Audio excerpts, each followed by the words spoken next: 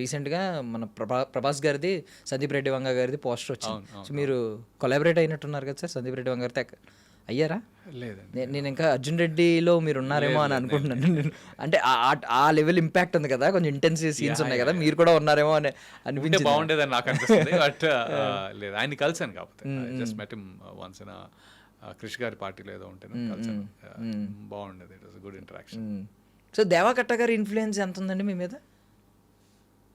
అంటే నా మీద ఆయన ఇన్ఫ్లుయెన్స్ కంటే ఆయన సినిమా వల్ల నాకు వచ్చిన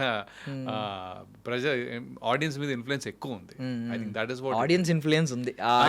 ఆడియన్స్కి ఆయన సినిమా ద్వారా నా ఇన్ఫ్లుయెన్స్ ఎక్కువ ఉంది. Okay okay. Deva Katta is an amazing writer. First of all I will always say that. ఆయన డైరెక్టరా రైటరా అంటే ఫస్ట్ రైటర్ అంట నేను, దాని తర్వాతే దాన్ని డైరెక్షన్లోకి తీసుకొస్తారు కాబట్టి. బట్ ఐ థింక్ దేవా అండ్ మీ ఆర్ ప్రిటీ అంటే సేమ్ ఏజ్ గ్రూప్, సేమ్ యూఎస్లో ఆ జర్నీ ఉంది.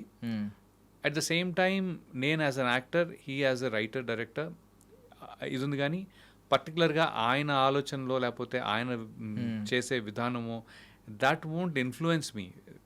I will be in sync with the character. రిపబ్లిక్లో క్యారెక్టర్ చేసినప్పుడు కూడా ఆయన సింక్కి ఈజీగా వెళ్ళిపోతా. ఆయనకి ఏం కావాలనేది నాకు బాగా తెలుసు కాబట్టి ఇంకొంచెం ఈజీగా వెళ్ళిపోతాను. కానీ it's more like I don't think I'm influenced by anybody for that matter. ఈయన ఇన్ఫ్లుయెన్స్ నా మీద ఉందనేది చాలా తక్కువ.